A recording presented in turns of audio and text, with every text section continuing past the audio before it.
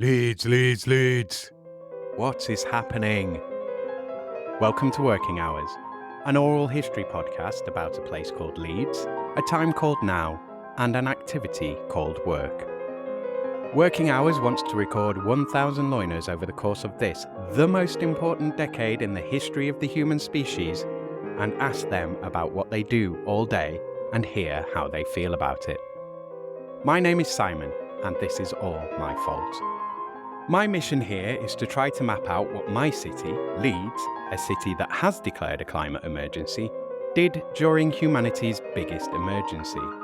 On Working Hours, we hear how lawyers have, are, and will be coping with our multiple and expanding crises during their day-to-day working hours. Can we turn things around? We'll find out. To tell this story, I need lawyers like you, dear listener. I need people in Leeds or people from Leeds to come on this podcast and just tell me what they do all day and let me record how this affects us. Thank you for listening. What did you want to be when you grew up? The first thing I remember wanting to be when I grew up was a mounted police lady. Okay. Because I did horse riding lessons and I just wanted to do my hobby is what I did, and I just fancied being a police lady. And I think it was that thing of working with people and doing something that it was a hobby. And if you can join like passions and hobbies together, then that would be really good. Never work a day in your life. Love what you do. Yeah. Then I suppose as time went on, I started to really enjoy tropical medicine. Really got me, and I was really intrigued by like leishmaniasis and just all the pictures that you'd see. And then I was thinking that would be fabulous, but I'd probably need to move to Africa, and I don't know that would work because I always knew I wanted a family, and would that work with family life? I'm not quite sure that's all going to piece together. So that I sort of went along that route. I did a science degree at Glasgow Uni. And then towards the end of that I was really interested in transplant immunology and like renal transplants, and thinking I would be looking at doing a PhD in that. And then I thought, no. I don't want to work with test tubes, I want to work with people. Let's come back to that. And then so I applied for medicine, and then got into medicine and started training to be a doctor. I then moved down here and started doing the general medical rotation at St James's Hospital. And although really interesting, within that I just felt that I wanted to get to know people of all ages and be more aware of their culture and how different their health beliefs and how it interplayed with their health condition, and not necessarily just be on a ward with turnover, almost like a treadmill of people turning over on a ward. And then so I decided to apply for the general practice training scheme. So then I got onto that and then started training to be a GP. So that's where I ended up. So let's go back a bit. So you those first couple are very police orientated, crime orientated, forensic orientated. I wanted to be a surgeon when I was little, and a lot of that was driven by pathologists in TV shows. Yes. Where did those ideas come from? Was it TV? Like initially when you were talking about the police force and the WPC Mounted Police, and I was imagining Edinburgh, and I was imagining, because, I'm not that great with Scottish accents, because that's the kind of place we would see them, because, it's a big tourist town, and you see, like in London, you see mounted police a lot more. So that was my immediate sort of imagery. And then as you went into the more medical stuff, I'm thinking, is it TV? Was it TV? I think, with the police, I can't really remember a TV programme, although I used to love Taggart back in the day. I think it was probably like pre-Taggart. But I do remember because, I'm from Glasgow, and young child in the 70s in Glasgow, there was a lot of, I do remember quite bad what's it, not riots, is this the thing, but that kind of... Social upheaval. The social upheaval. But big crowds, whether it be football crowds, clashing, that sort of thing, but things going on in the city centre, windows getting pulled out of double-decker buses, not the top floor buses, and dropped onto the street, and big crowds, and there being like the mounted police in amongst all of that, and I think maybe... Not that I wanted to be part of the riots, because I remember standing in doorways thinking, oh, I want this to pass. But that, that just sort of, I don't know, just... It was around, but it was something that you were aware it was just something, it was a job that I saw, and I thought, that's with horses. Well, and they're the good guys, aren't they? When you're little, it's like, this is... that's right. I want to be doing good and helping society. So I mean, that gives a turn into medicine to a degree.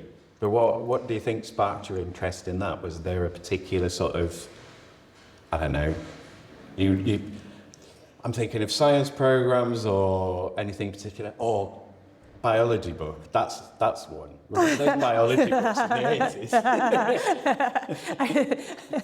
I did have some really nice biology books when I did. I did like molecular biology and stuff at Glasgow University in the early years. But no, I think it was just genuinely like interested in the subject matter. Do you know? And just like, oh, I'm really interested in that, and I'm really interested in that. And I remember when I went for my interview at Dundee University for medicine. Just not being at all prepared. Just having that sort of. Like, I just want to do this. And it was a really nice interview, thank goodness. But I do the interviews, or I have done the interviews for Leeds University, and I wouldn't be passing, those interviews now. But, in the standard I was not, I was just like, I've been to Dundee, and it's a really good place, been around the pubs, that kind of... You weren't expecting the level of, it was like, anyone could do this. This is what I like to do, this is what I enjoy, so why would I not do it? Yeah. Like that. Well, we're dealing with people's lives. We have to know you're capable.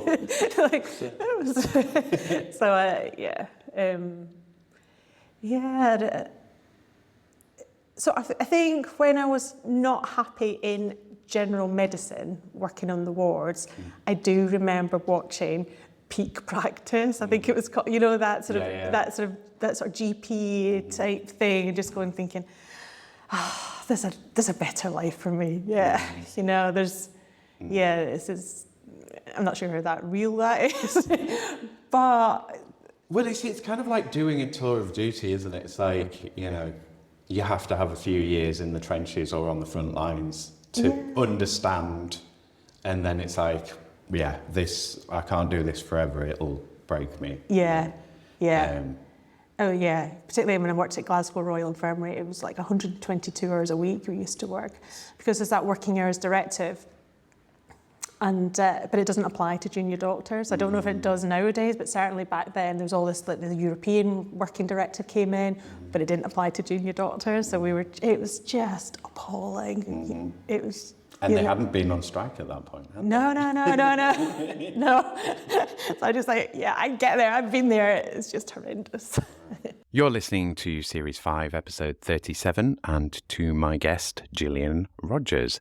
This is another in-person interview recorded on the 18th of September 2024, again at the BIPC, which is the Business and Intellectual Property Centre, in the Central Library in Leeds. Hello, listener.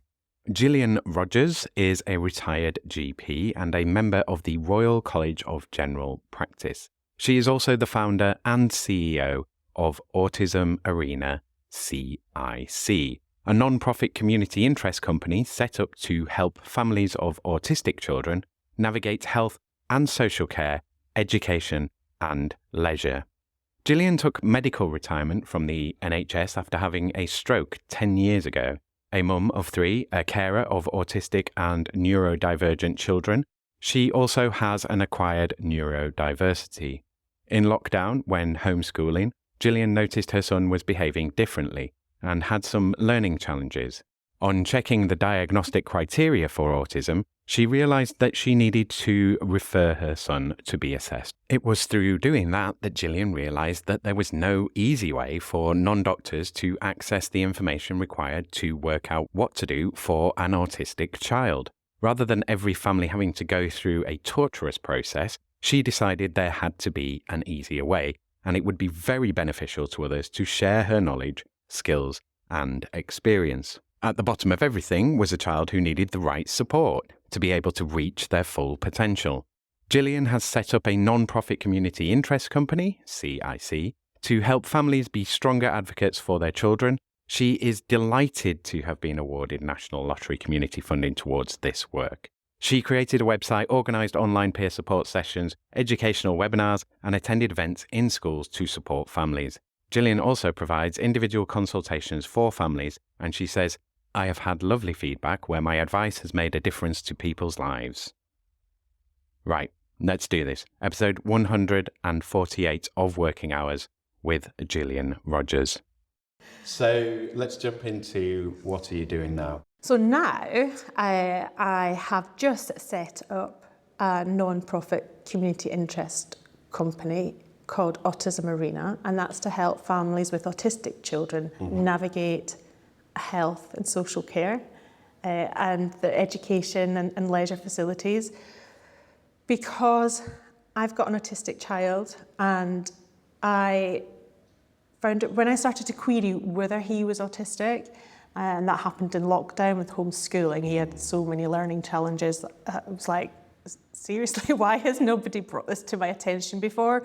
I had said probably every school parents' night about his behaviour, and I was always told, no, he's the same as any other boisterous child of his age. And I think, well, he's not a boisterous child. He's actually quite sensitive and quite lovely, but nothing obviously was being picked up, from school. In lockdown, it was just chaotic. He was wearing his school uniform every day, and even at the weekends, and he was sticking to the timetable that the teacher had given, like to the minute. It had to be, no, you can't do that. We've got to be in, we've got to do this now, and then even weekends we'd go for a weekend walk as a family, and he would still be wearing his school uniform. This is in lockdown, it was just I was like, this is not the same as everybody else. What's different here? and then just starting to some of the other things he was doing, and like he wouldn't be able to sit at the computer. He was just restless and tapping stuff, and I could see they were doing the homeschool screen, and they had a whiteboard, an interactive whiteboard that everybody in the class would sit and they'd add their comments, and whereas he's rocking around and tapping things and accidentally knocking the laptop over, and like loads of stuff. I'm thinking, this is not right. There's something's not right with my child. But actually, and then sort of getting bits of information and sort of hearing that, oh, well, maybe he just needs more body awareness. Maybe try him lying down with some cushions, and then that did work. So I'll have him not sitting at a table, but lying over soft stuff, and he would sort of, so that a greater percentage of his body was touching stuff, that he would detect his body in space. There was things like that. There were just all these little things happened, and I started to think, okay, is he autistic? I looked at the diagnostic criteria for autism, like, yep, he ticks enough boxes that warrants a referral. And then doing lots of reading, buying the books, going on courses, and realising every single family who thinks about the child, could they be autistic, or what's wrong, my child seems a bit different from everybody else, or there's a gap widening between the peers, then has to start doing their own research. And I just thought, this is not right. There just should be an easier way for this information to be available to parents. And then I realised that what I was doing was using the skills I had as a GP to refer for the diagnosis or the assessment.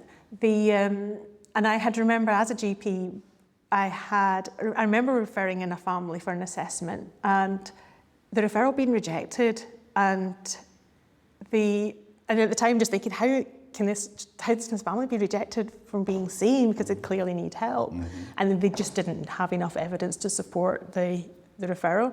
So it was that thing of taking that on board and going like, okay, I'm going to make sure this is a really robust referral and gaining the evidence. And everything to get the right support in place for him was all about that, working out what it is he's doing, what does that actually mean, what support does he need, and can I do that myself, or does he need a professional involved, and who's the right professional?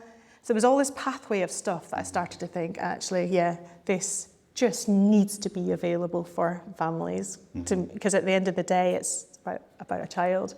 And a couple of months go by for a child is a big percentage of their life, and in a school year, they can really start to drop behind, and it makes a difference to what they can achieve and what their potential is in life. And I just thought, no, it's got to happen quickly for a kid. And so I thought, and it's targeting families who are busy, they've got lots of kids running around, juggling lots of things. So I thought I'll try and do an app, and it'll be quick and easy for families, just a quick swipe, yeah, that's what I need to do, that's how I need to refer to, oh, that's what I need to do. So I spent about 1.5 years working on an app. And I got shown it last September, because I'd entered a competition and they were sort of working on it because I was getting through a number of the rounds of the competition. And last September they showed me the non-functioning prototype, and I hated it. And I was just like, that won't work for families. It's not right. So I started looking at what can I do to get this information out there. So I linked in with West Yorkshire startups and like People Plus, like Participate projects. There's a number of organisations run by the West Yorkshire Combined Authority that help people with business ideas or like social enterprises, and started doing some doing some courses with them, and realising that what I needed was to set up a non-profit community interest company, limited by guarantee, so that I could access funding. So like the National Lottery was like one example that needed there to be like 3 directors who were separated by location and they were not related to each other. So I thought, right, okay, that's what I need to do. I need to be there. So I looked for 2 people to come on board as members of the CIC. And I turned to 2 friends who I'd been at antenatal classes with, and both of them had an ADHD child and an autistic child. And and I hadn't really had those in-depth conversations with them before. I just knew that they had children that they'd been through sort of difficult times with, and they were saying the same as me, that from their professional angles, like one's a children's social worker and the other is a children's, a primary school teacher, special educational needs teacher. They had noticed gaps in the system. They felt they had really struggled to get the information they needed for their child to get the right support for their individual child. And they were like, yeah, we'll come on board with it. So in January, we founded the company, and I've just sort of been working to sort of build that, and so I've just launched that just 2 weeks ago. So it's been a bit of a sort of fast sort of bit to the end, but it had sort of the concept has sort of been brewing for a few years, probably since I started thinking, is he autistic? And starting to write down information, which could have been like 4 years ago, just sort of gathering information. So in terms of your own research, not within autism and the condition and neurodiversity, which I assume you kind of fell into head first, what did you do kind of research-wise? Was it very much directed by, like, did you know what was needed, and did you know that whatever is needed is available or attainable or accessible? Like, was it just a matter of, there's 3 things over there that I need, there's a bunch of barriers in the way of it, I just need to clear those barriers and get those 3 things? Or is it like, this is all a mess and we need to do more on it, and we need to bring other things in and other sectors in, and like how wide did you search around sort of other autism organisations, and like what, like did you do a bunch of, I don't know, like online surveys, or like were you talking to other people, or were your discussions mainly in the arena of autism and medicine, or was it like what's out there, what's going on, what's happening, or were you trying to do everything? Yeah. I think I was exploring everything really, because I just wanted answers, because I knew what I wanted. Were you initially thinking like this is going to be a charity, or no? Just I just need to get the information out there. Yeah. That's and then it was like the only way I'm going to do this is if I incorporate. Yeah, because I can't afford to. Do this as a private individual. Yeah, because I think to do an app privately, apparently it's £100,000, and so that's why I'd entered this competition. You teach yourself online. Yeah, you're like, it's not happening. So I just needed to the easiest way to get the information out there, really. I had been exploring right at the beginning things like, obviously, like the National Autistic Society, and their website has massively improved over the last 4 years. But at the time, I felt it was very much, there was like a heading, but not necessarily, I don't give information, but not necessarily, you can't relate that to your child who's behaving in a particular way. What you want to know is like, why are they doing that, and what can I do to make that easier for them? Are they doing that on purpose, or are they actually struggling with something? And most of the time it's actually they're struggling because they neurodevelopmentally they're not at that stage, or they need a support in place, and it's knowing the right thing to give them or to try with them, because obviously everybody's different and it's not a one shoe fits all sort of thing. So it's just that sort of concept of exploring all the different angles. I joined the Leeds Teaching Hospital's autism subgroup. There's like an autism and learning disability subgroup, and that's been really interesting as well, about learning, like say, what's going on in the trust and what's going on in the city, because there's a lot of sort of sharing of information. I was going on lots of parent forums on Facebook as well, and I found it was not just nationally but globally. There's a lot of misinformation around autism, and everything. It's actually quite frightening what gets said, and I actually had to take myself off the groups because I just found it quite upsetting. Like, because at the end of the day, this is about a child and the things that people were doing, or just think, oh my gosh, no, just seriously.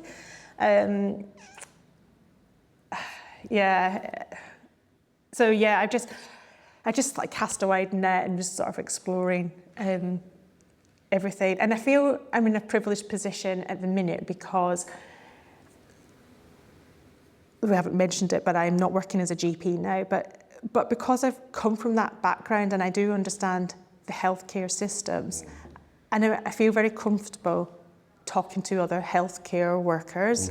And I feel that, so what I've been able to do is, if there's some misinformation being spread in Leeds about something to do with autism, maybe it's to do with, like, say, the ADHD treatment, or like melatonin for sleep, or there's something around the sort of what's going on in the city, then there's that thing of it's like sensory work with an occupational therapist.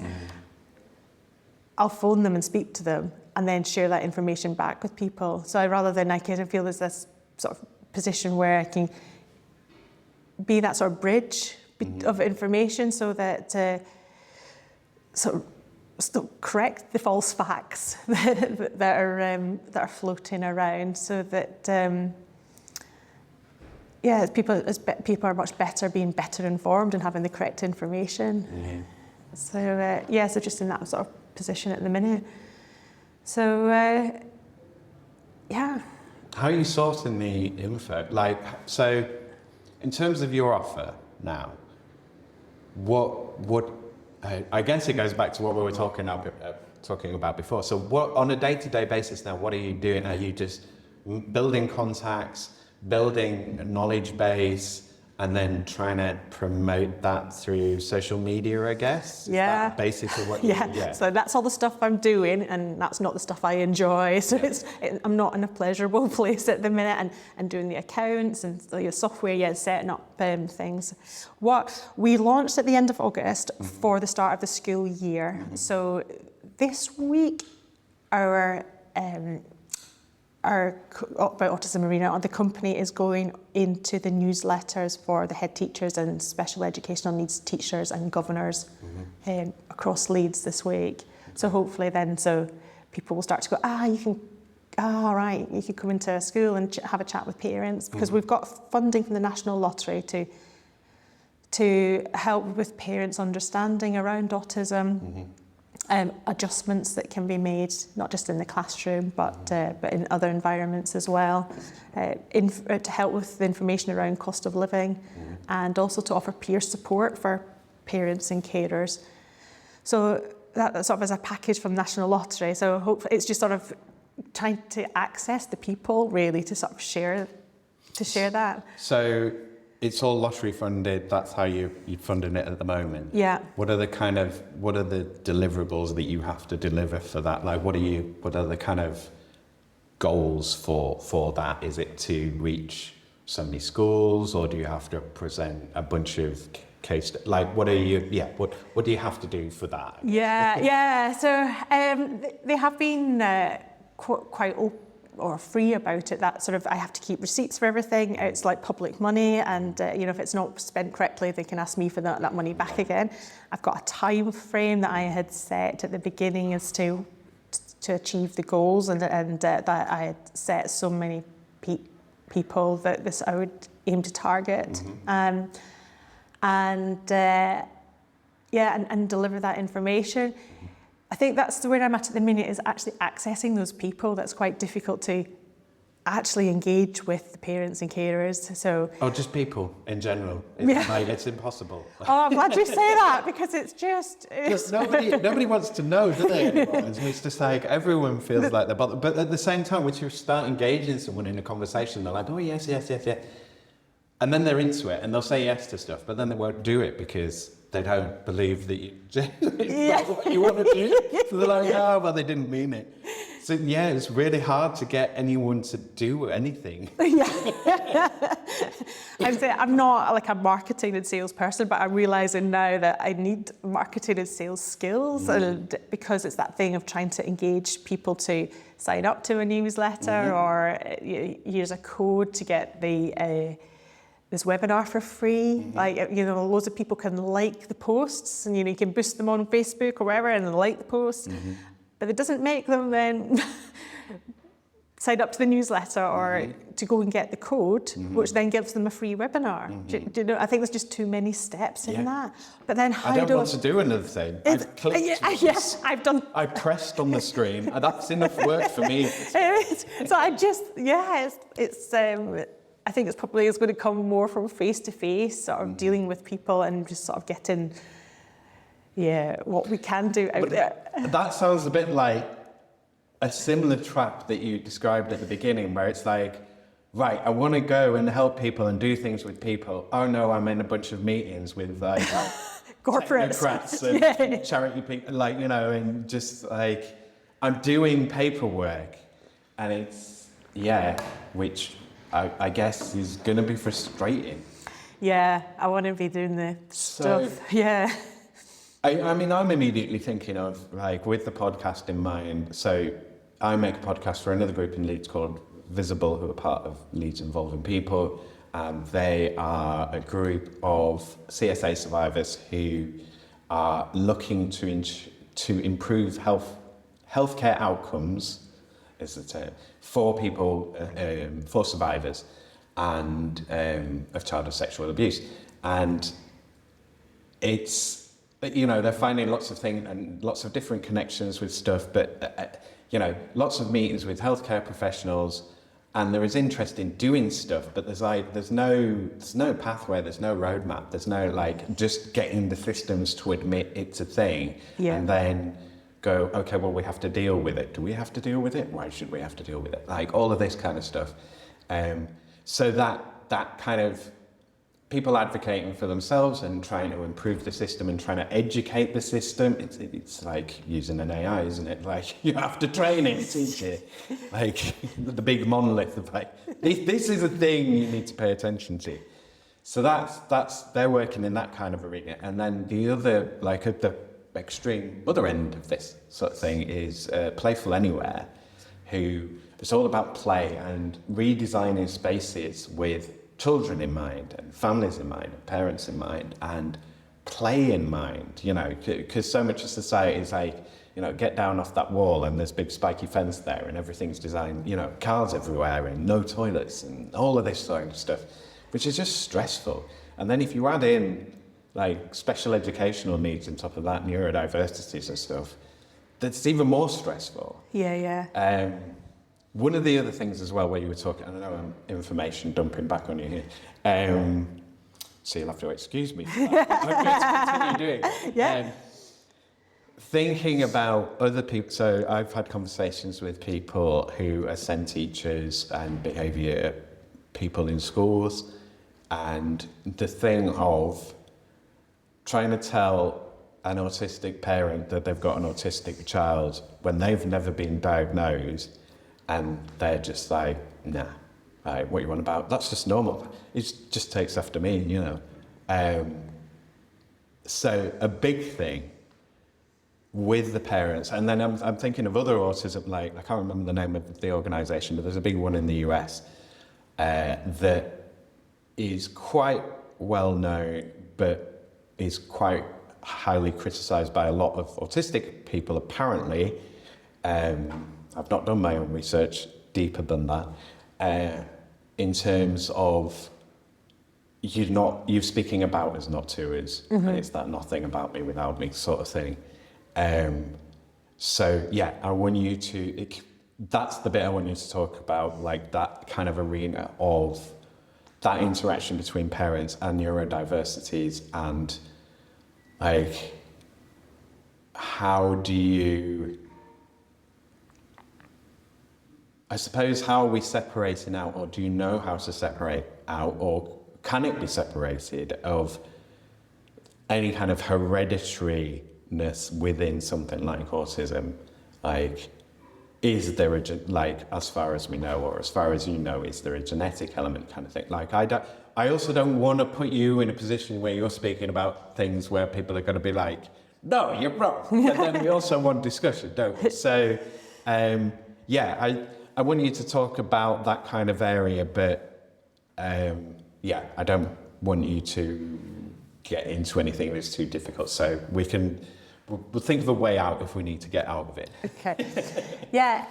So Edwina, she's the special educational needs teacher as part of the autism team. She has described exactly what you're saying about having that sort of really difficult conversation with parents where she's picked up stuff at school, and just to try and get the parents to recognise that there could be an issue, and them not registering that, and it could be like a number of sort of little talks before maybe there's that sort of light that, oh, actually she might be saying something. So it is that's a real difficulty.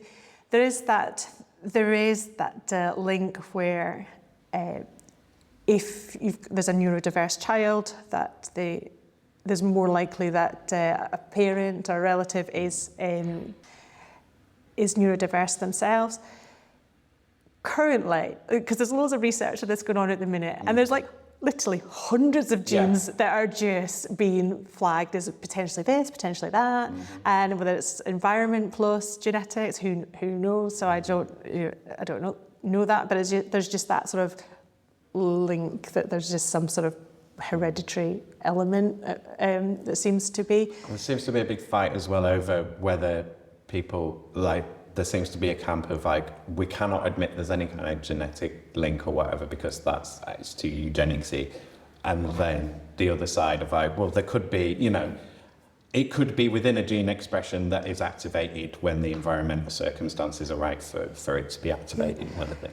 Yeah, and I suppose it's very difficult because it was only, like autism was only first sort of described early 80s, I think it was, and then the diagnostic criteria is quite negative, and it's all about looking at what people struggle to do rather than... And it was mainly white middle-class men, and they didn't really look at anybody else. Yeah, it doesn't really fit the general population. So there is that sort of attitude of, or that feeling of, maybe from a parent perspective of actually they have really struggled, and maybe there's that ableist thing, and I've achieved this, or I've really struggled, and maybe I don't want to admit that I am struggling, and actually maybe to have a little look might give me that the okay to say actually I'm struggling, and maybe my job does need an adjustment. Maybe I do need some things in place, and I'd be able to do this a lot better.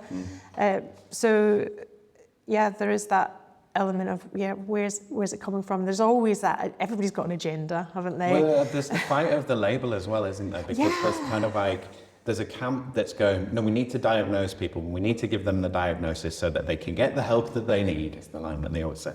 And then the flip side of that is like, yeah, but people with autism don't have jobs, lead shorter lives, like things are made more difficult for them. And in a lot of cases, that's because they have a diagnosis. And then once they have that diagnosis, it's like the label that's on you of like, oh, well, they're autistic, so maybe we won't give them this job. Yes, there's a whole lot of negative connotations go with unless that. the hiring manager's like, yes, we need, everyone here is autistic, we need more of you. Like, this is the role, come on in. There's a big push at the minute for companies to employ much more neurodiverse people and recognise that because obviously what that brings, that sort of... And recognise that they already are employing neurodiverse. Yeah, exactly. Yeah. Oh, we are? Oh, probably. Yes, you're one as well. 20% of your employees probably already are. Well, most of these founders, the startups... yes. Yes. Why doesn't everyone do this? Because most people are neurotypical, they just want to do as they're told and get on with stuff. And they're not thinking necessarily out of the box. Why is that happening? What's this? So there is that very more neurodiverse workforce would bring greater good to a company, but it's recognising that with that there is adjustments that will need to be made for somebody to perform at their best, and being that sort of aware and flexible and speaking to them, because obviously it's on an individual basis, and I forget where this has come from originally, but there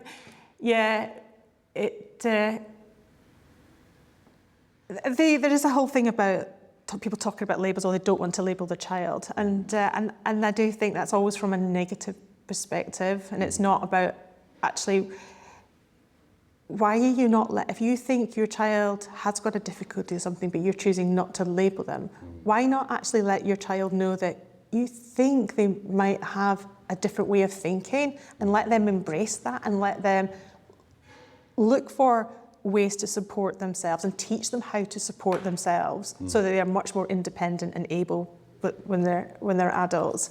And they might be better to manage and advocate for themselves and say to an employer, actually, like, you know, or I'm dyslexic, I would like it in this format, please, or I prefer, I'd like a visual aid, or could you please, somebody with processing difficulty, could you please, can you just email me the information and I'll go through it in my own time.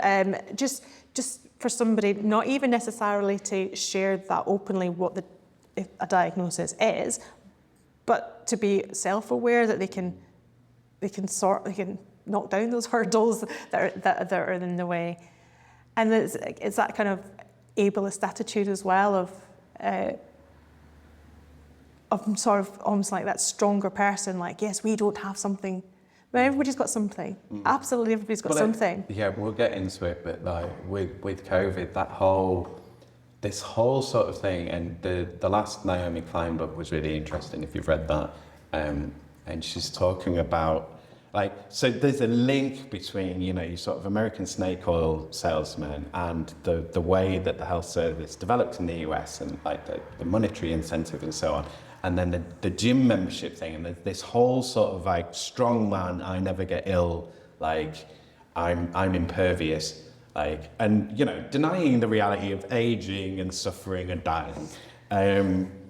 And you know, this kind of fantasy of just, if I just go to the gym and I will never get ill, and like there is no illness. And I mean, even with COVID, where we watched it move across the world and we're like, it's not real, not going to happen. And then it happened, and then it's even like, even still, when it's happened, during it happening, and after it happening, it's like, it's not real. Like, so there's always this, you're faking it, it's made up kind of thing, which I think some of it's based in fear of just like, you know, when people do that thing of someone's got a cold and they're like, it's like, well, it's too late, you know, I'm in the room. I've inhaled your proteins. Yep. So, yeah, it's, I mean, it's a minefield.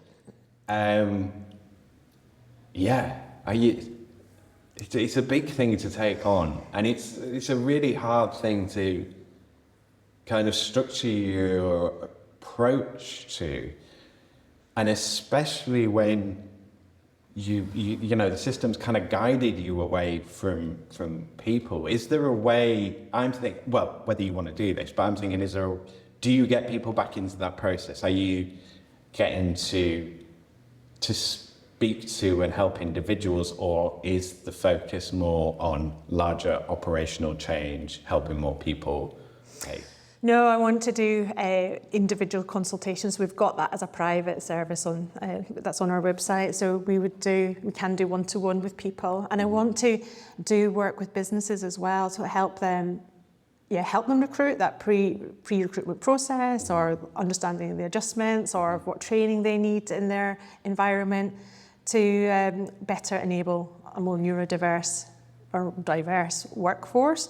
Because doing that, if I can sell these sort of services, then that would help support the work we do for families by keeping costs down. Or if we don't get more funding from the National Lottery, then I've got money I can continue to do that work with. Mm-hmm. Do you know? So I want to do that. But so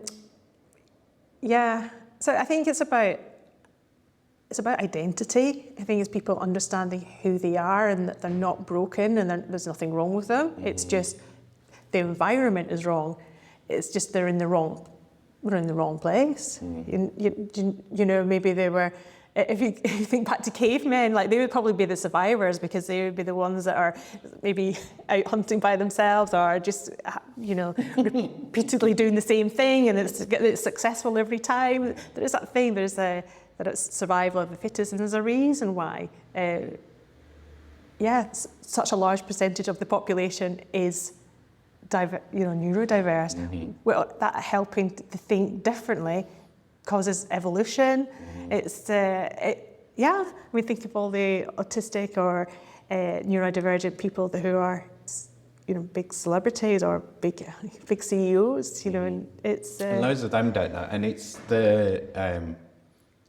the thing of going back to this sort of, you know, whether it's good to give everyone a diagnosis and whether everyone has to have some kind of diagnosis so that we can sell some healthcare plans. But that thing of, and I was talking to you before about, I'm circling the idea of possibly having ADHD and maybe getting that looked into. But there is the thing of like, what's going on? Like, why is everyone like this? Like, what's wrong with me? Why is everyone like this? I just don't think like these people. And it's that thing of, I mean, when I got the dyslexia diagnosis, it was one of those things where it was like, okay, yeah, that kind of makes sense. And I don't have the kind of, like, the words don't mix up. I can read images on a page and stuff, but like, it's small things. And I've got a bunch of coping mechanisms. But as the psychologist said at the time, you've got a bunch of things in place, but you'll find as you get older, it gets harder.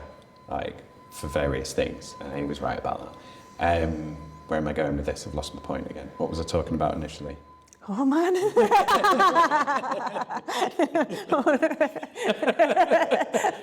I'm engrossed in the conversation.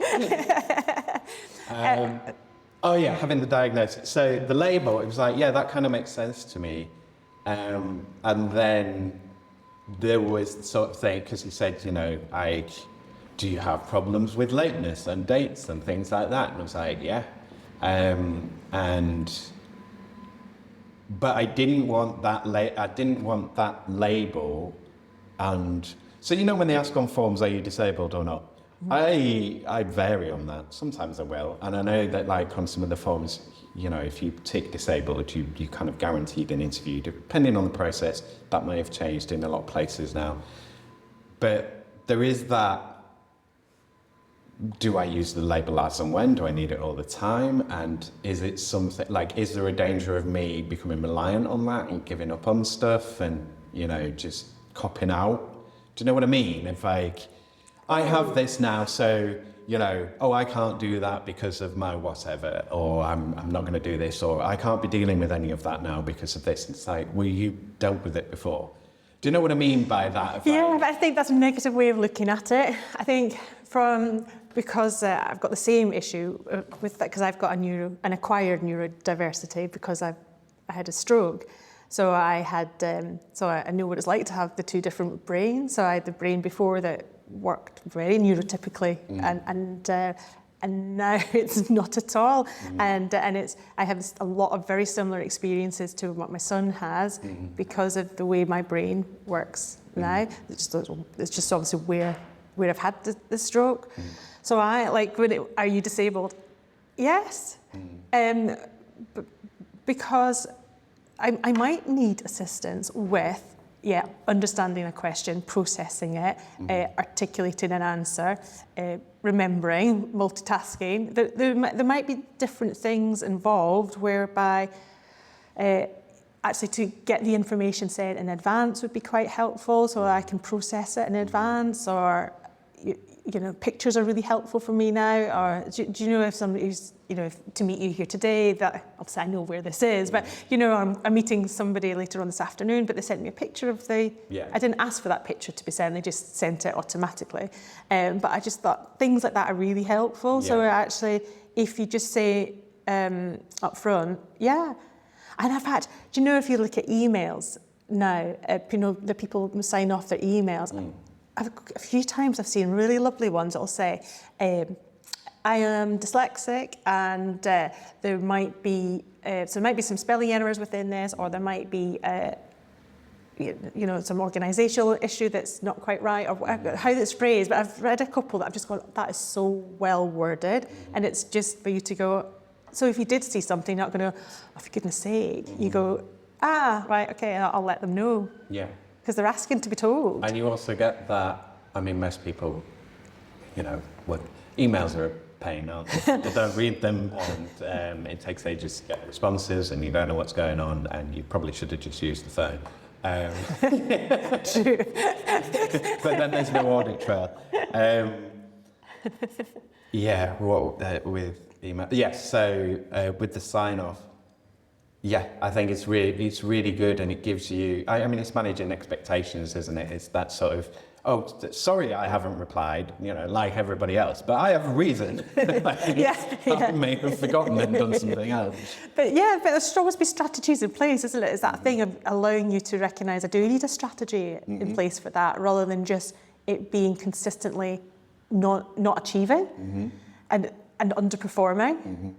So there's that level of going, actually, with the right support in place, that is all very achievable, and that can be managed appropriately. So I think I'm all for people sort of understanding their differences so that they can put the right things in place for the right support.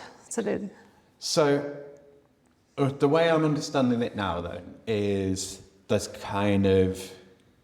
a two-pronged approach, and and for really good reason, because it's a spectrum disorder.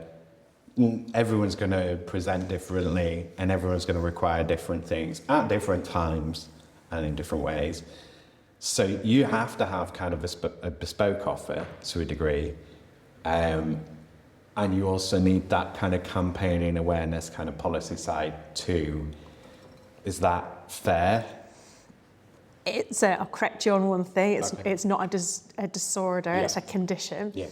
And you're correct. It does change, but it changes. It can change from day to day and hour to hour. So people will refer about having a spiky profile, and that comes from like a pie chart image where some segment might be communication skills, another segment might be organisational skills, one might be social skills, sort of different skills, and people will score, that segment will be fully coloured in if they're very good at it, and will be, only small section coloured if they need support in that area. And there'll be a number of executive functioning skills. There'll be a lot of different segments, and so everybody will have I'm good at that, I'm not good at that, I'm good at that, I'm not so great at that, I'm okay at that. But that might be how you perform today, but with in a different environment. So it's a very loud environment. There's some bad smells. There's some really distracting tapping going on somewhere. You had a really bad night's sleep. You're actually a bit worried about something. Throw that in the mix, and that doesn't your good stuff isn't quite so good. You need more support in that. So from day to day, or almost hour to hour, it can be like something you're wearing is actually really bothering you. So it's just a bit scratchy. So actually, I'm not performing so well because of that. And it's that understanding that yes, somebody could be able to do something one day, but are not able to do it the next day, and maybe just need that day as a sort of think of that as a recuperation day, but maybe with that recuperation are actually very able to do it again the next day. So it's that sort of fluidity, that it's not static, and it's it is a sort of a dynamic condition, and even people are starting to try and move it away. Sort of talk now sort of in the autistic community about it being for it to be recognised as an identity and not even a condition, that it just is a difference, and it's not something to be labelled as a condition whereby somebody is underperforming and that sort of negative connotations around them. And it's more around support. So it's about what support does somebody need in place. So it could be, yes, that obviously there'll be different levels of support, and somebody could be non-verbal and need communication support, or there's really struggles with change and needs to be aware in advance if there's going to be any change in place, or to reduce changes, or just sort of giving them information can help reduce any anxiety around that. And that's another thing, is mental health conditions are not linked to autism or neurodiversity. However, a large number of people do end up with a mental health condition because of the wrong environment and not having the right support in place, of having to almost like swim up the stream backwards or the wrong way because things are not in place for them, and that causes them strain and stress and things. Let's talk trauma, I guess. Yes. So let's talk trauma. But very much so. But so does the condition lead to the traumas, or do the traumas lead to the condition? Do you know what I mean? Yeah. Your case in point, you said yourself of So you had a traumatic incident, having a stroke, the whole recovery process from that, and you feel completely changed from that. So was that something that activated it? Do you think? But then from the other side that with your child, that those situations where they cause stress, obviously being put under stress is traumatic. Yeah. So let's talk about that for a bit. What's your take on this sort of area? Well, mine is just because of the brain has changed. the neurodynamics. It's physical. It's a physical change. Yeah. So just but in autism, the brain development is different. So there's certain parts of the brain are larger, some parts are smaller. So the brain functioning is different. It's sort of understanding it is actually at an anatomical or physiological level. It is different. So it can't be. So there's people talk about. Compare it to an iPhone versus an Android. It's just different, and can't expect one to perform like the other. Some people have big hands. So it's just that understanding that it's So, but if you've got an Android and you're trying to get it to do FaceTime, then it's not going to work. So if you've got a neurodivergent child and you're trying to get them to do what you would expect a neurotypical child to do, it's not going to work. So what you have to do is consider what they need for it to be able to work, and put that in place, because otherwise you're forcing them to do something that's not right, and it's not in their world to try. They can't do that, so then they're a failure. They're getting into trouble. They're rude. Their behaviour is changed. It's so they've been become a challenging child, when actually all that needed to happen was the environment, the expectation within that environment needed to be altered. So actually, it's there is that thing that a lot of people, particularly autistic people, are traumatised, and you have that all these sort of micro traumas, but they accumulate and can build up to what's called burnout, when people just really can't cope and need a long period of recuperation to come back. And I've forgotten where I'm going with that. It's good. Thanks to the power of editing. Or at least we've got loads of fun outtakes.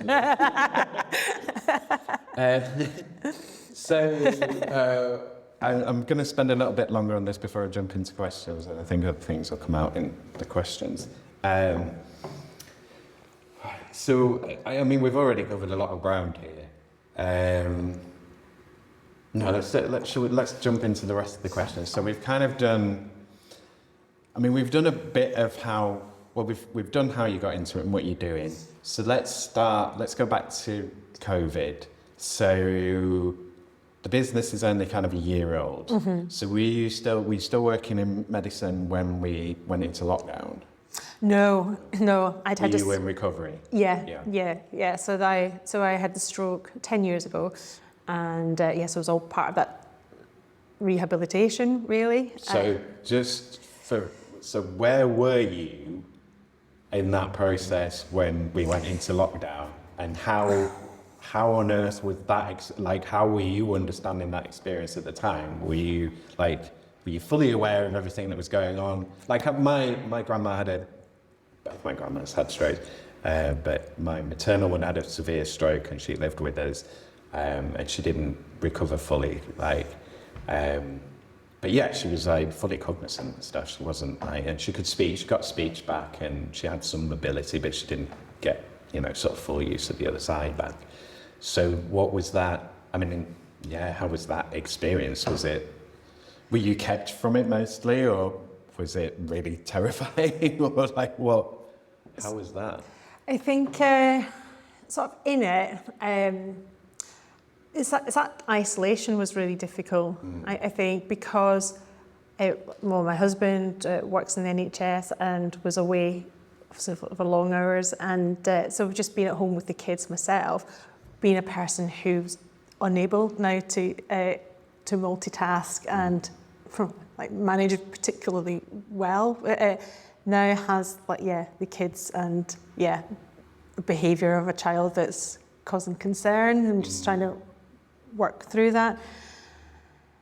So I feel like lockdown was really traumatic. It was really hard work, taking me years to recover from as well. And in fact, I had anxiety counselling. Was it this year? I think it was earlier on this. It was earlier on this year, and that's just come from trauma, I reckon, probably just not recovering because I guess it's in that carer role as well, that you are expected to be there all the time, and obviously I've got my own issues that of what happened to myself that I probably hadn't really addressed as well prior to that, it was really traumatic. Yeah. And it's a weird one.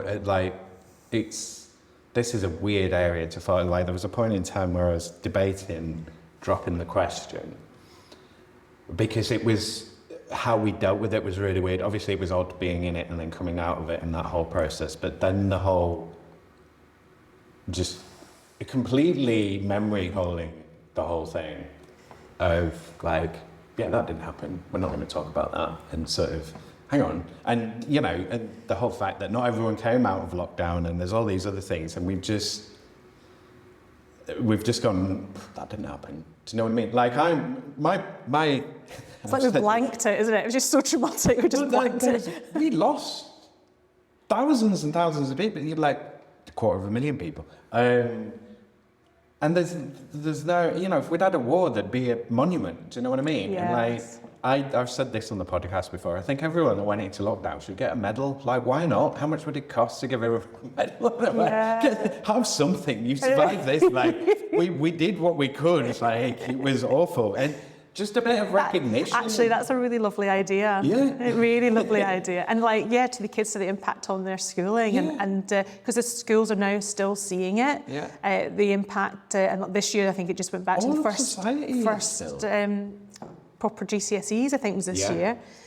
The schools are saying that the early years schools, so the children who are coming in now are the ones that were born over lockdown. They said they're not like the children that would start pre-COVID. The children are different because of that whole exposure early life. It has impacted society and will do for even a generation. A couple of generations. Well, until that generation's gone. Yeah.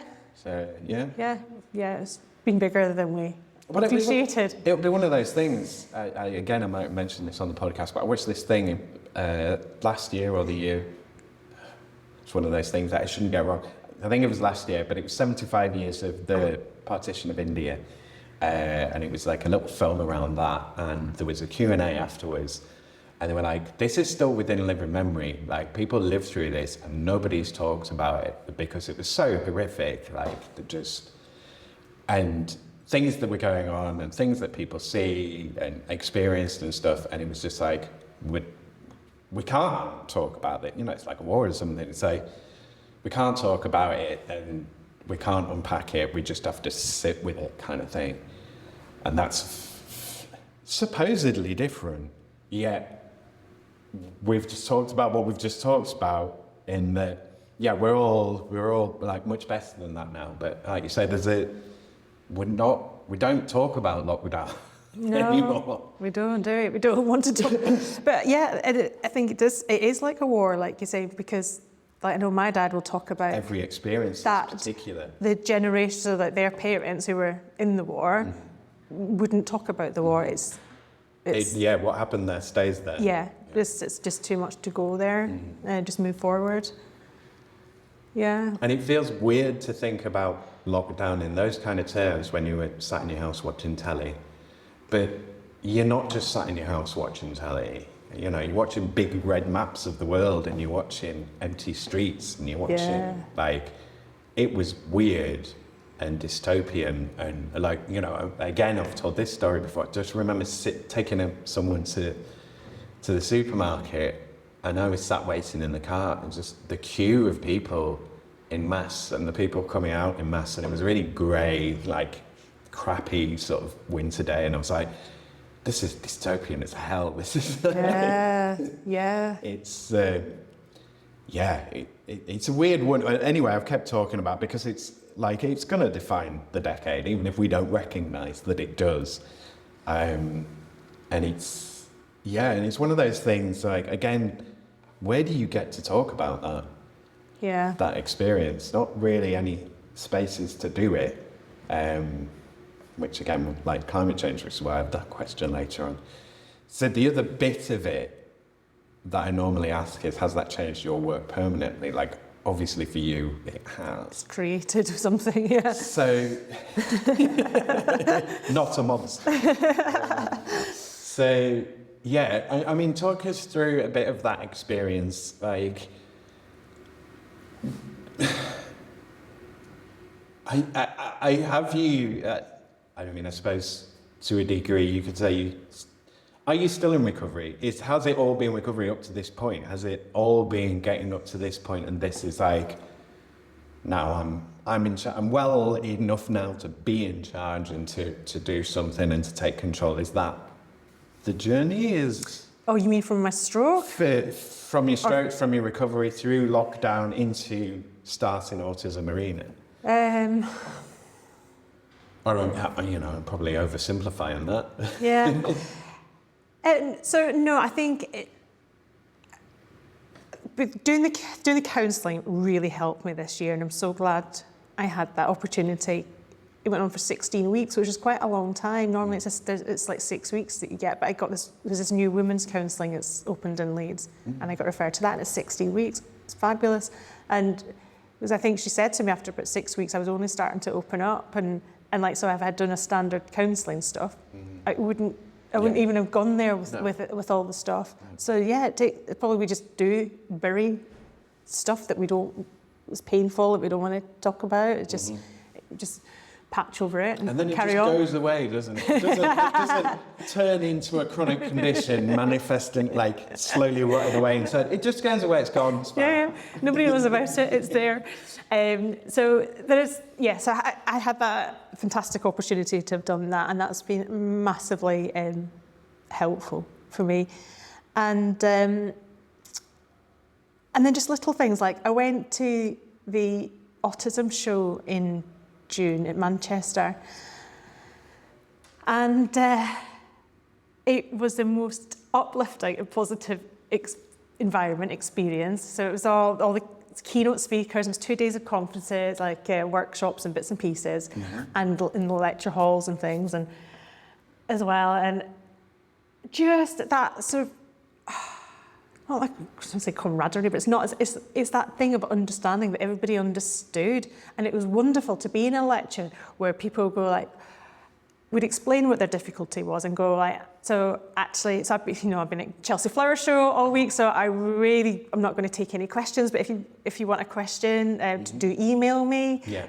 I'm just going to leave it at this, or just sort of saying, just being really open, and or like somebody standing there with she was holding something that just made her feel comfortable, and you wouldn't get that. Like, I feel like medicine's quite military. It feels like a very military setup, and you just it's quite it's quite harsh, and so that thing of maybe it's to do with, I don't know what it's to do with, but it's really very nice to be in an environment where everybody accepts everybody's differences, and that thing that it's no questions asked. It was just fabulous, because everybody was just being so open. Yeah. And I think coming from that, I'd had that counselling, then I've gone to this environment, and I've just come away going, why are people just not sharing more, and not like, and just being open and going, but in a very proactive way, not in I'm helpless and I'm needy, or that thing of I'm developing just that, talking back to the traumas, because there's that thing that people can develop personality disorder type issues around sort of having sort of lots of traumas as well, and there's that thing that it's like you're not going down that route. You're not playing victim. It's just being, this is who I am, and this is the way this needs to run, and just be quite upfront about that. I mean, it's making me think of. So, if you think of, I'm thinking of H.P. Lovecraft. If you think of various sort of artists and whatever through time, or people that have chronic illnesses. And we've talked about stress, and we've talked we know there's an immune response to stress, like stress weakens your immune system. And so I'm thinking, that stress being a causal element of chronic illnesses, like people who are famous shut-ins, and you see now people who are shut in a lot, and it's like the world is overstimulating, or it's too much, or it's too cool, or it doesn't understand me, or whatever. It's one of the, it seems to me like it's a sort of, you could prevent a lot of other harm by understanding it properly. Yes. And going back to what you were saying before, I think one of the things, would you agree that there is, so I'm thinking of, with autistic people, of directness of, and we don't always like that here, people saying what they actually think and what they need and what they want to do. It can be seen as rude or whatever. And as you were describing that, it's sort of like the no questions thing of just like, I'm telling you, the person, I'm not being rude, I'm saying do this instead because I can't cope with that. And I'm not doing that to be awkward, I'm just telling you how I actually feel. And it's that thing of listening to what someone's actually saying to you, not expecting the script. So I've done a lot of call centre work, and most of the time you can, and you see it with other call centre workers, but most of the time, because all the calls are largely the same, you can kind of expect what people are going to say, and you largely lead the conversation and stuff. But when things go wrong, it's because people aren't listening. They're expecting a script to be followed and things to happen, and they're not listening to what someone's saying. Again, I'm just talking around lots of stuff, aren't I? I'm not formulating this into a question. So, yeah, I suppose your thoughts on those other, the other harms that it leads to, and that's what we're trying to minimise, I guess. Yeah. So do you discuss those type of factors? You're obviously aware of it. Is that something that you would discuss within awareness raising? Like how much is on? This is really hard to because you've got so many areas of awareness raising, educating the larger community, educating the public in terms of their own awareness of identifying it either in themselves or others, and then adjusting the behaviour accordingly. I'm just making this sound like a bigger and bigger task for you. So, again, what's your approach in this kind of area? I guess it's a strategy question that I'm trying to ask. So, how focused, I guess, is your strategy? How far ahead are you planning? Are you very much try and do anything I can in anywhere I can? Are you running around, or are you laser focused in certain things of right, first we establish, a base camp here, and then we go up here, and then it's all and then at the end of it, there's a 10, 15-year plan, and it's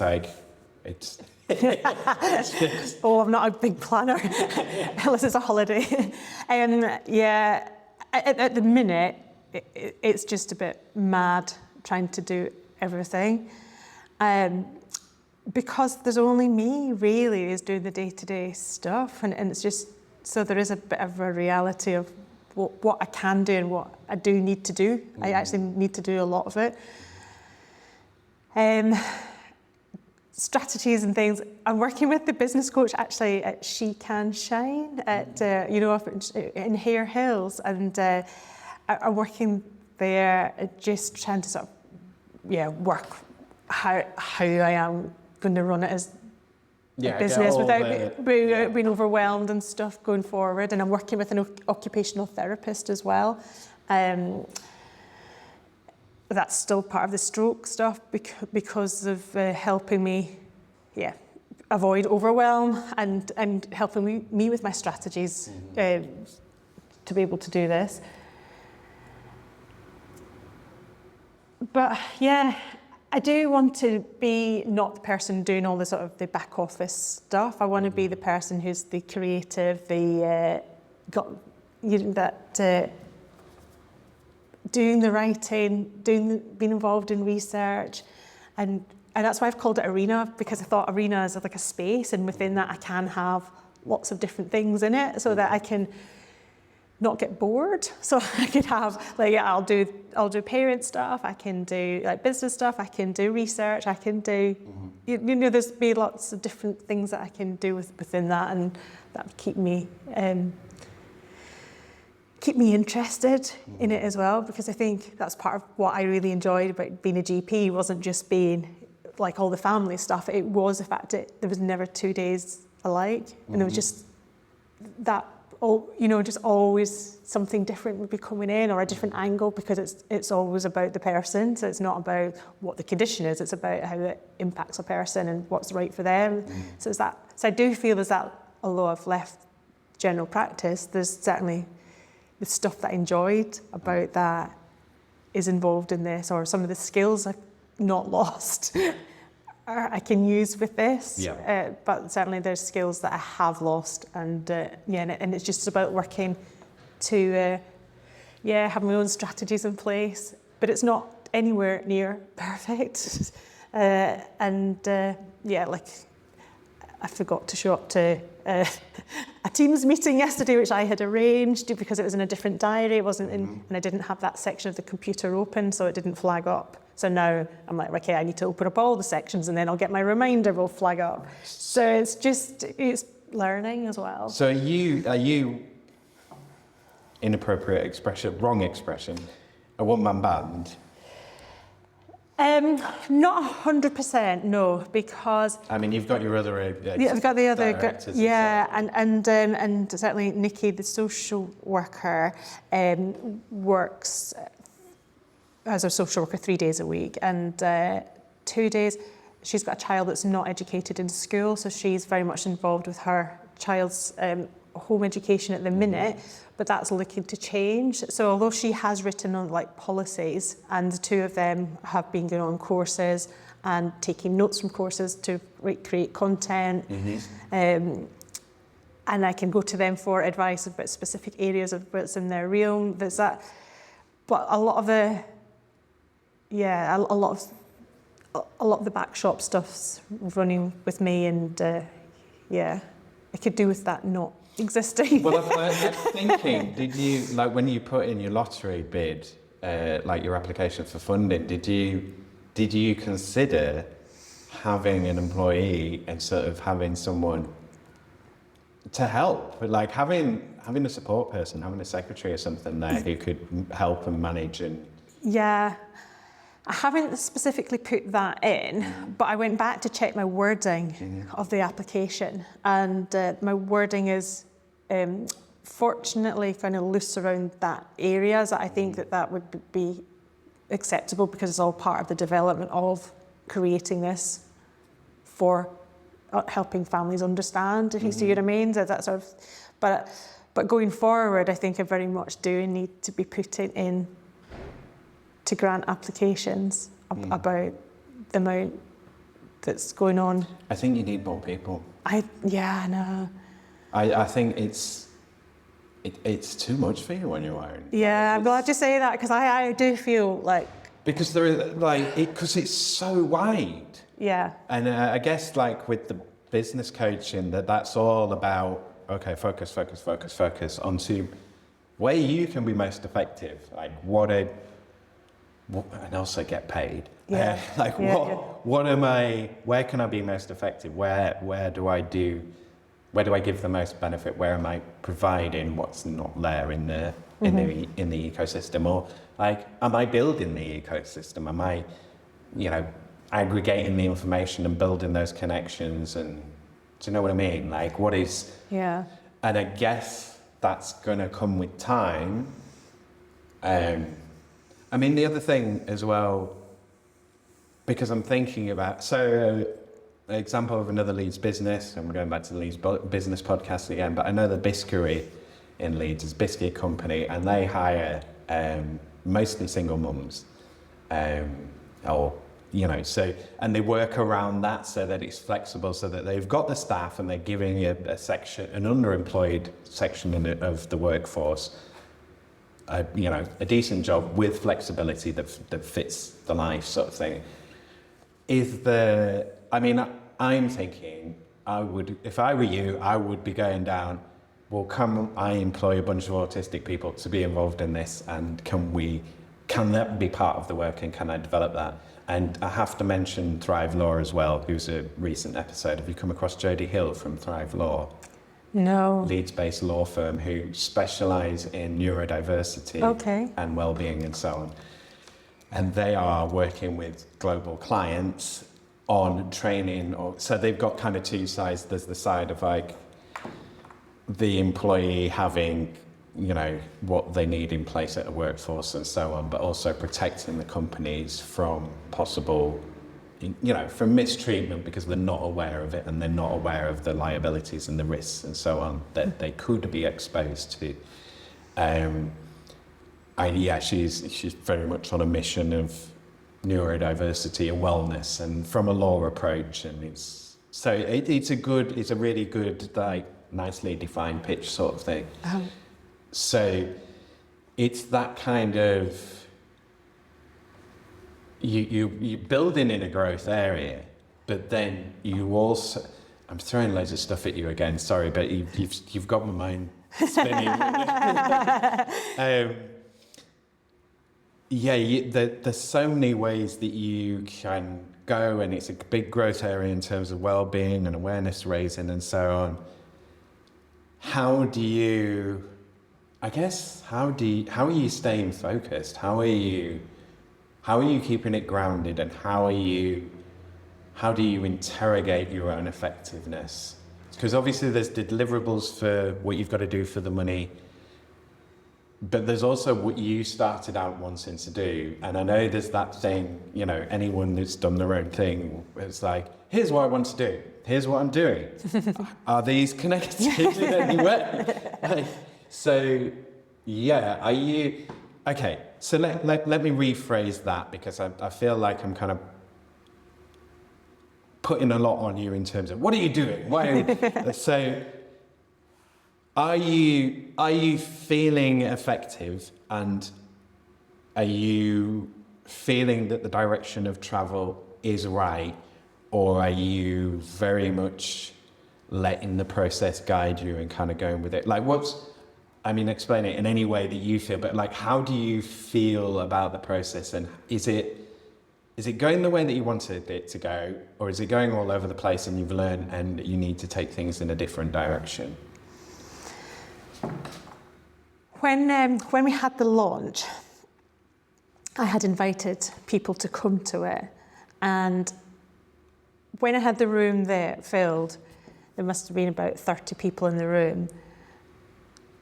I felt really proud of who was in the room, and you just think, I've targeted, it's been 6 months since I've said, I've founded this, I have targeted the right people, because there had been a long time of, say, like sending emails to Senkos or head teachers, and although the replies were always very positive, there was never really a next steps. I never got in the door. Mm-hmm. So it was that kind of like, how do I get in the door? I need to come from higher up, and I need to come and come in at a different angle, really. Mm-hmm. And so when I was there in the room, I was looking at who was in the room, and there was people from like Leeds teaching hospitals, there was people from, say, an alternative provision, the island in York, there was people from Leeds City Council, there was a Labour councillor was there was people from Leeds University, there was people from charities like Afrikindness, Sowing Seeds Wellness and Tuition, there was Voluntary Action Leeds, there was just a huge, I'll have missed people, but it was such a good group of people that I just thought, the targeting's been right, and I feel like I've got the support on board with it. There's a lovely girl called Dominique Burley from Forum Central in Leeds, and so that sort of network and the local offer, and I just felt that I've got my network, and what I've done is right. I think moving on from that, sort of like a few weeks later, it does feel like I'm back in the stuff that I don't want to be doing again, and it's stuff that I'm not enjoying, but I know that has to happen, and I can't afford to take somebody on to do that because I don't have the money to do it.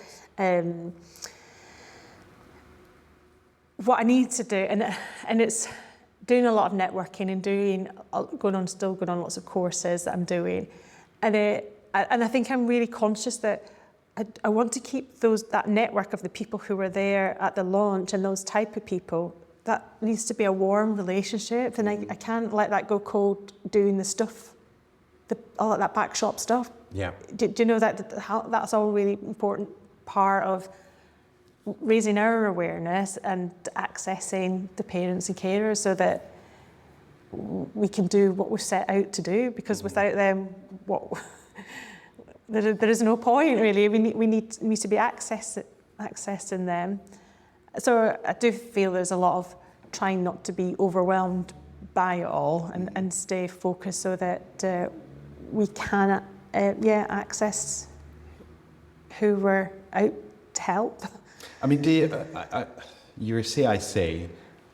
Do you feel like, how are you at the point where you can describe the service? Like, are you at the point where where all these business people online are kind of like, what's your pitch? You should be able to sum it up in 12 words sort of thing. Are you anywhere near that? Oh no, I mean, I was at a thing last week and it was trying to think about what's your elevator pitch, and no, because I think everything I come out with sounds really boring.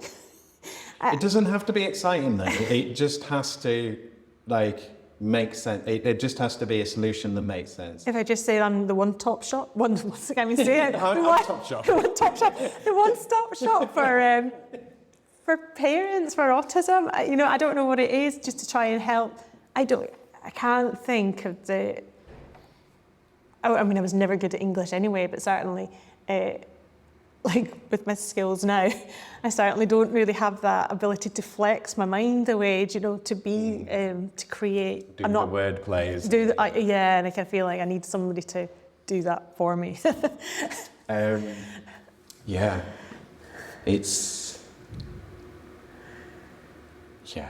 It's really hard just to summarise it. I don't envy the challenge you've taken. I know. I know, sometimes I just think, what on earth? It was supposed to be fun.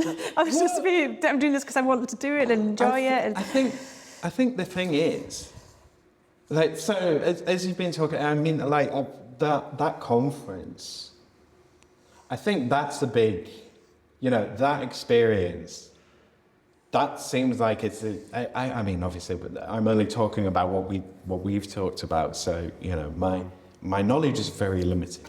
But that seems to me of that's kind of an ideal sort of, and for you as well, the feeling of being in a space like that that's not just welcoming and accepting, but aware, and again, going back to Jodie Hill, and we talked a lot about intentionality of do it with things considered, not. I'll give you an example. At the weekend, there was a bomb scare near me that closed the ring road down. And it was, they didn't put anything in place to manage traffic or anything. Not one police officer there sort of managing the traffic. It's just half-assed. No thought. That would not happen in London. Do you know what I mean? And that's one of the irritating things about living in London, is that we can do stuff. We can get stuff to work, but it just seems like we don't bother. Again, what is the point of this, Simon? Why are you talking about this? Why was I talking about this? From the environment, from the intentionality, considering what you're doing. So it's that kind of.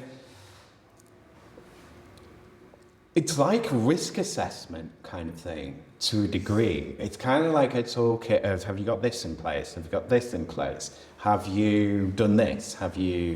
It's that whole thing. And that's kind of, it seemed to me that was the kind of, it's building toolkits and there's an awareness raising thing to it, but there's a training element to it. But as well, if you're in that online, right, we'll do social media next. You're in that online arena. So there's a part of you that must be going, I've got to give away some stuff for free. What am I giving away for free? And then if I'm giving that away for free, what on earth am I charging people for? Like, how are they going to come and pay me? So, yeah, and I suppose you're not at that point where you're like, right, I'm a trainer, I'm going to train people, I'm training these people, I've got a program for this constituency, this constituency, this constituency. Or it's just all parents, I go in and I support parents, or they ring me up and I support them in a more, therapy-based, long-term plan. Like, again, there are so many approaches that you could take. But it's how to be most effective. So we're bearing in mind that you've only been doing this for a short time, so we're not like, you haven't got to have all the answers for everything. So at the moment, where are you with social media? Is it another one of those things of like, I should be doing this and I don't want to think about it? Like, I didn't get into this to post pictures of me like gardening or whatever, or stroking pets. Like. Yeah, I'm not big on social media at all, and it's a learning curve as well, and trying it. But I felt that because a lot of the parent forums that I had been using were on Facebook, that Facebook would be a good media for accessing families. And so I've set that up. I've set up a Instagram, because actually I'm probably at the higher end of the age group of the parents that I would be accessing. So people younger than me would be using Instagram, and I'm just really learning, and it is a thing to try and post. So I've joined Canva, so I'm trying to, as well to create things on Canva. And then I met somebody last week who was telling me that she was showing me how to do like a reel and edit a reel with text on it on Instagram. And I was at some training last week that was telling me that LinkedIn algorithms are now preferentially selecting reels, because 90% of LinkedIn users are Gen Zs, and because of from that TikTok basis are more along the reels. So I kind of feel like I'm really old school using Facebook and using a picture or a text, whereas actually there's that thing of connecting with people who are probably more the age group of the parents that I need to be accessing. It's going to be reels, and it's a learning curve.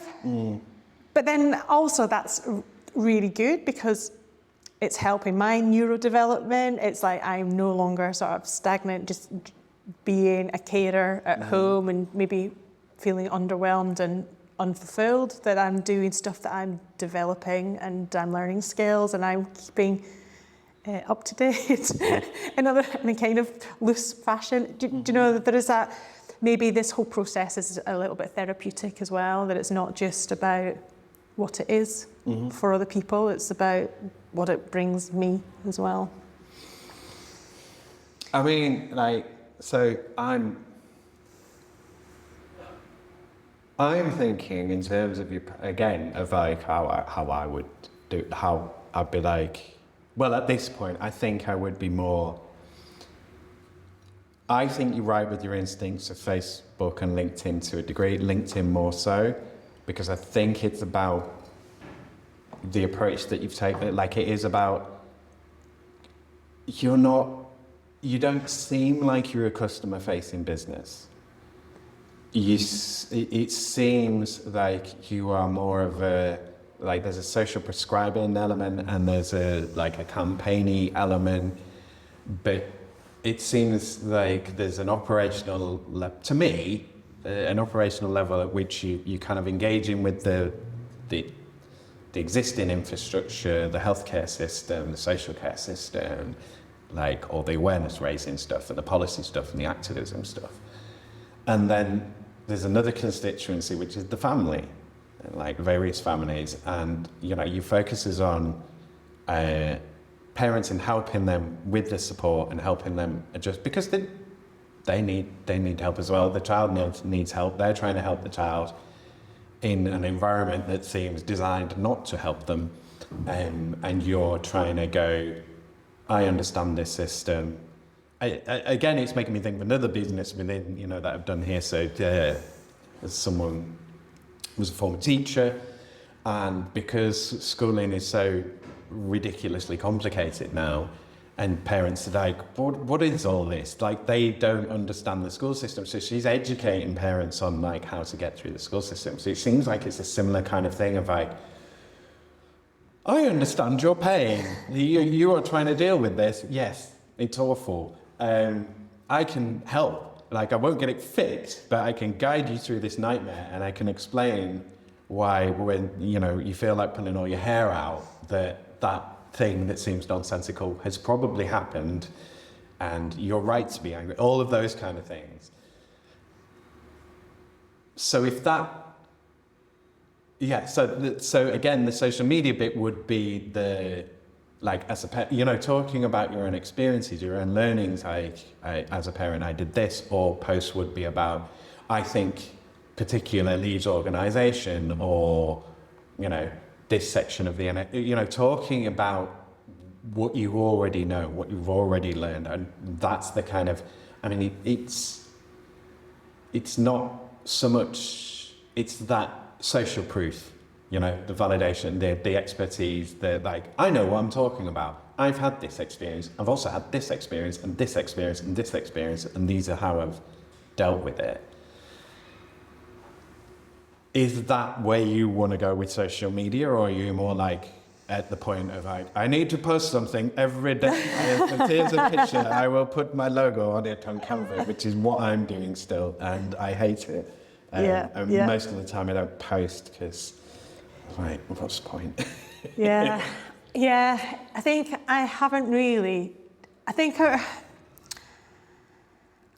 decided where I'm going to go with it, because I don't think I'm there with it yet. There's things that other companies that do similar to what we do, but not the same as us, who've got it more as a profitable company on a sort of on a national level, not in Leeds, but on a national level. And they're very much, their posts are very much about the main person, just talking, how to describe it? I just feel there's a lot of negativity, and one of the other companies sends out lots of email reminders, and there'd be like stars, you know, like F **** K, and I just don't like that approach. You know, there's this kind of, I don't like this negativity. I don't like that sort of vulgar angle on stuff, and I just want to be personable, professional, and like almost like your next door neighbour, and I'll go like, this is how to do it, and I can't really work out how to pitch that. Do you know that of just being guided by a friend who goes like, I've been there, done that. This is how to do it, but not.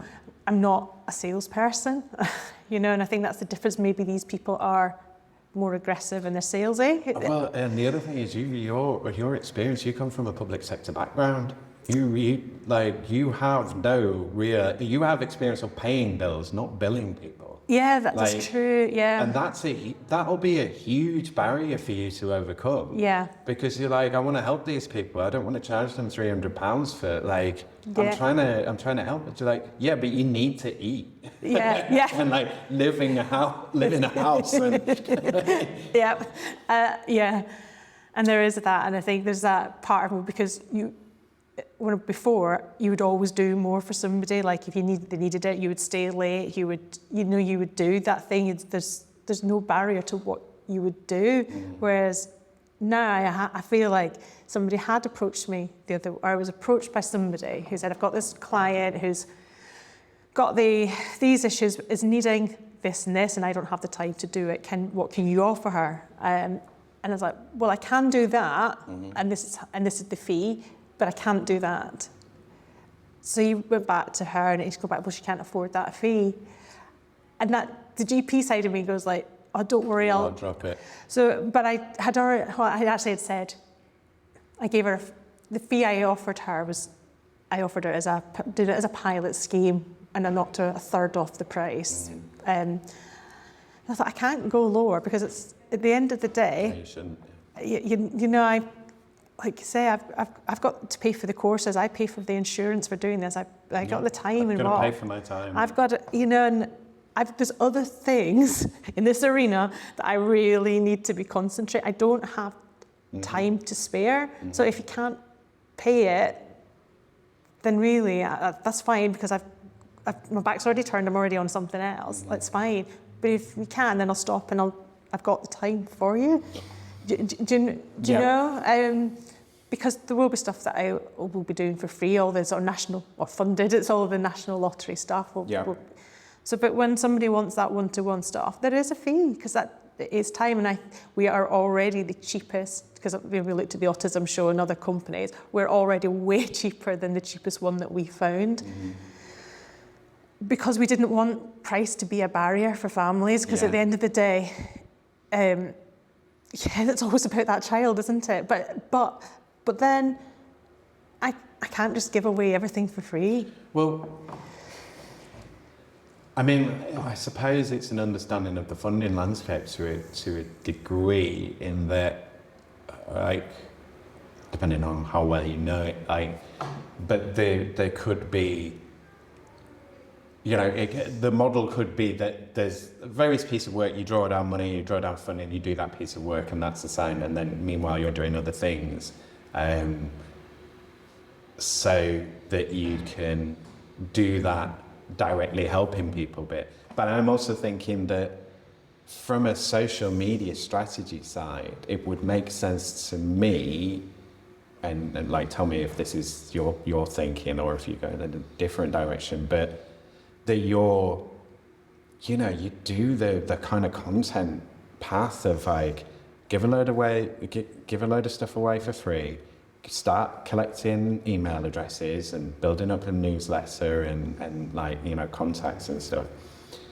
Give stuff away for free that you're developing as a program into something that's saleable, and as you build up that content, you could do a bunch of podcasts, sell myself, on by either interviewing parents, and maybe do the parents and the child and that experience, or just the parents, or talk to, you could do all of it, but you have those discussions, and that's your research that you then, turn into a book. Then you're turning those things into assets, into saleable assets, and then as you develop the course, you can trademark the course, and that's something that you can sell on. Is that the sort of direction of travel? Yeah, definitely. Yeah, because I've applied to trademark the logo, but there is that thing of trying to sort of work out. I started reading that Daniel Priestley book, Be a Key Person of Influence in your in sort of your field of work, and I'd got to chapter 2, and it was just publish something. And I've not published something, so I've stopped that book. So once I've published something, I'll come back to it and I go hey, what's chapter 3? What do I do next? So I just feel I'm at that stage where I do need more valuable content or... Have you seen his episode of the Leeds Business Podcast, plugging Leeds Business Podcast? No. Yeah, watch it, it's good. Oh, okay. I'll write that down. And there's some great stuffs in it. But yeah, the Phil got him because he posted a thing on LinkedIn saying, I hate Daniel Priestley. I've just listened to a podcast with him and then he's given me all these ideas. So I was like, great. And then so he got him on the show. But it's that kind of thing of like, yeah, LinkedIn being bold with it, isn't it? Of like, I'm gonna make a comment on the, world leading person's sort of thing of like, I agree or disagree, or what do you think about this? And then that, hopefully that puts you in front of people, gets the eyes on you and brings them to you, is the theory. Yeah. But again, it's one of those things, is like, okay, well, you can say that when you've got thousands of followers because you're working at scale with that many people. Someone's going to do it, We're working with like, a dozen people who see your posts if you're lucky and like it if you're even luckier. Yeah. There's a real art to it, I think. Well, I think it's the people thing. I think your focus is the people thing. It's the people buy from people, and you are, you're based in a place. You've got connections in a place. You are, as you build your reputation in this arena, providing you can keep it going and it's working, then will come a point where there will be sort of big contracts where someone's like, I need someone that does this, who does, so-and-so, that, Gillian does that, so we'll go and see what she has to think about this and her approach, and, that's hopefully the big, nice, fat contracts that sort of makes it all work and does something, like the important thing again is that you're actually having an effect and not just, making money out of something. Yeah. Because I've been very careful about everything I've done with my son. Has always had a very positive angle for him, so that he doesn't think of himself negatively in any way because of his differences. It's all very positive and speaking about, we can do this for that, and just to show him the adjustment that would be needed. So there is that thing of like, so when he gets to the stage of going to work, to an employer, I would be lovely to think that I already tackled that angle, that the employers were already aware and we're already accepting, and we're on board with all the changes or the differences that might need to be made, or the understanding that somebody might not be able to socialise or network in some format, so that in doing that would they be less likely to be up for promotion because of that, But then I did this networking course last week, and as I was there listening to it, I recognised that there was a formula to networking, and I thought actually all they do, somebody would need to do, if networking doesn't come naturally to you, if you're aware and understand why there's a formula and how that works and the purpose of it, then you can teach that to somebody. That becomes they have a skill, and you allow them rest in advance and allow them to recuperate afterwards. They could actually, there's no reason why they can't function well in that environment and then be in the position that they could be more recognised for a promotion. That sort of, that thing that you mentioned before, that autistic people are not as employed or have higher levels of everything, with suicides and everything. They're just really unpleasant figures, and that they're not necessarily just not being employed, but will be underemployed, so that and overlooked. Yeah. So is that's sort of creating that, so that that by time he gets to the workplace, that there will be more awareness. But I think already in the last year, what's the word? But the landscape and the narrative around autism and neurodiversity has evolved so much from when I started work on this project, and I think the biggest boom has been in the last year. So I just think, in 5 years' time, this might autism arena might not be needed because everybody's aware, Well, and that'd be. it will be. Well, actually, in terms of you're doing it and making money. But yeah, from that perspective, but I do need to retire at some point as well.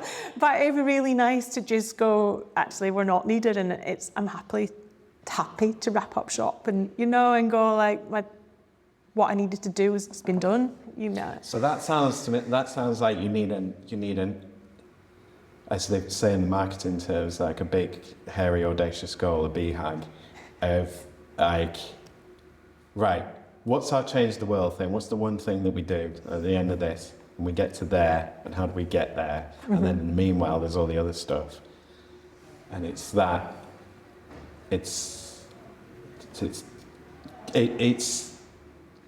getting that focus, like taking everything down. It's like a reverse Big Bang, isn't it? It's like you take everything in the universe and squash it into one thing that's like, this is it. This is my meaning and purpose and my goal, and like, it's so refined and nicely sellable.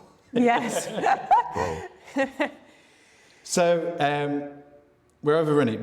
Do you have to dash off anywhere? I just need to be at St James's at 1 for that. Okay. That's it. So we haven't really done the climate change bit and the other stuff that I talk about, like UBI and change and stuff. Let's do change. So, like we can come back if you want to and you're up for it, and we'll do the other questions. Because I don't want to shortchange you on that front, but I also don't want to keep you here for ages, and I'm aware that we won't have the room necessarily for too long. I'm not sure what time is it? It's 5 to 12. Okay. No, it's 1 minute to 12 now. Okay. So I'm going to do the change question. So this is early on in your journey, so I suppose I'm kind of asking from a more idealistic perspective. So the question is, if you could change any 3 things about your work, what would you change? So you could take that more socially, or take it bigger, like however you want to do. But so what are the 3 changes that you'd kind of change, things that you would change about your work if you could? And then I suppose as a kind of finishing off, what's your pitch at the moment? What's the offer that you're making to people? And then where can people find you? So, sorry, I had too much coffee and not enough sleep. And I don't normally. I will forget. No. I will forget. I'm just worried I'll forget. So, do like 3 things that you could change about work. What would you? So, 3 things I could change about work would be there's lots that I really like about it, but I think technology being really simple to use would be really helpful, and having a better understanding of AI would probably be really time consuming, not time saving, and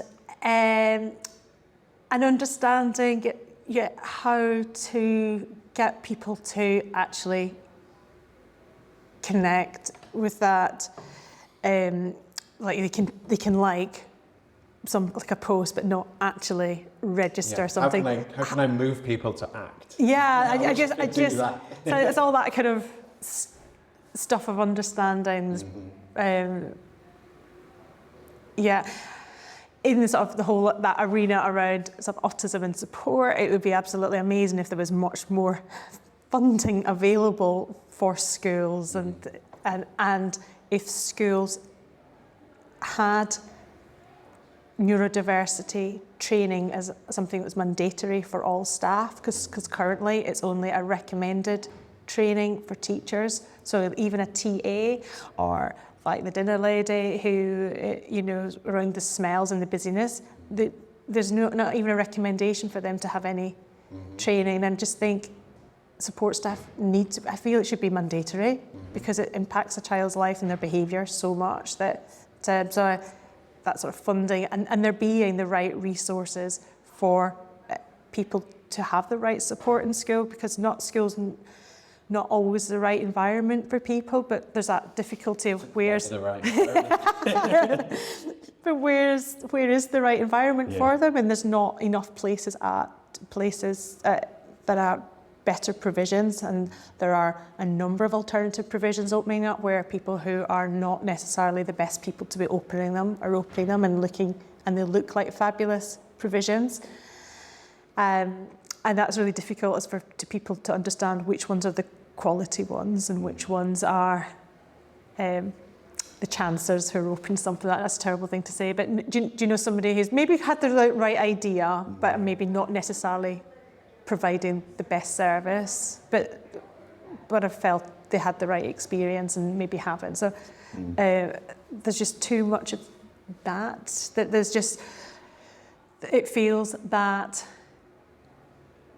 there's a lot of investment around getting children in school when actually that's not necessarily the right thing. The investment should be about making education and learning right and the right support and the right... Yeah, it's that top-down attitude, isn't it? It's like, we will get them in our schools, and once they are in our schools, then we can make them do the things. And say, well, no, just let them, support the child and let them sort of cascade out to the family and give the family help. Stop making everything so impossible to do. And let them be individuals as well. Do you know? And I think there's that sort of trying to sort of mold people. Yeah, but because it's like they've got the label now, so you're all the same. You all go over here. Yeah, and they're expected to. It's sort of quite that institutionalised behaviour. And I think maybe sort of breaking down that whole institutionalised education system to be more adaptive and flexible, more accommodating to people with different needs. And life's not perfect for lots of children for lots of different ways. And are they supported correctly in school to help them be able to learn? A lot of children, the answer is no. So it's just being a bit real and just providing the right environment for people. So who should get in touch and how do they find you? Any parents and carers with children who are autistic or are neurodiverse, any neurodiversity really. Do they have to have a diagnosis? Absolutely not. So if there's even just a behavioural change that you just say, not a change, but there's a behaviour, you just say, I don't understand, why is this happening? Then we can look at unpicking it and suggesting different things to try and focusing, because we might be able to understand what that behaviour is. And then if it's something that a support aid or an adjustment or a way to do things isn't the right way, then it might be professionals needed involved, and it's understanding who the right person is and how's the best way to refer to them and not have that referral rejected. So there's sort of pathways. Okay, and where do they find you? www.autismarena.org.uk. Okay, and I'll put any of the social links that you hand me into the show notes. If anyone wants to connect on LinkedIn or Facebook or whatever. Is there anything else that you want to say before I stop this recording? This has been my first ever podcast. Thank you very much. It's been a really pleasurable experience and it's been educational for me, so thank you. It's been educational for me. Thank you again to Gillian for being my guest. Thanks as always to all my guests, and thanks to you, Leeds, for being my subject. You can find Gillian at www.autismarena.org.uk. You can also find Autism Arena on Facebook, Instagram, and LinkedIn. All of the details for that will be in the show notes. As bloody usual, if you'd like to contact me about working hours or any of my guests or their interviews or what the hell I'm on about at any particular moment or anything at all working hours related, even about being a guest, yes, you can do that if you're a lawyer. Then you can email me about the show at workinghourspod@western-studios.com. If you would like to buy Working Hours episodes outside of the main project, either as gift episodes for yourself or for others, you can do that, and you don't need to be based in Leeds for that. If you've been a guest already and you want to buy additional clips or content from your Working Hours episode or interview, then I'm obviously happy to let you do that. If you want to license Working Hours for anything, or if you really want some Working Hours merch, let me know. If you're an individual, a business or an organisation based in West Yorkshire and you would like to sponsor or advertise on Working Hours, get in touch. It will be ridiculously cheap. If you want to contribute financially to Working Hours, you can make a donation of any amount or buy a membership subscription to support regularly. There's plenty of ways to do that, but the easiest way is via Ko-fi. That's ko-fi.com/working hours. If you would like to make a version of Working Hours for yourself about your own city, then also get in touch to discuss that and how we might boost each other's projects. If you are a business, an individual or an organisation that is ready to take that next step and make your own podcast or audio content for your own audiences, then you can do that and support Working Hours by buying podcast services from me at Western Studios Leeds Limited. I've made podcasts for businesses, organisations and individuals, as well as the over 140 episodes of Working Hours, and I can give your show as much hands-on or hands-off support as you need.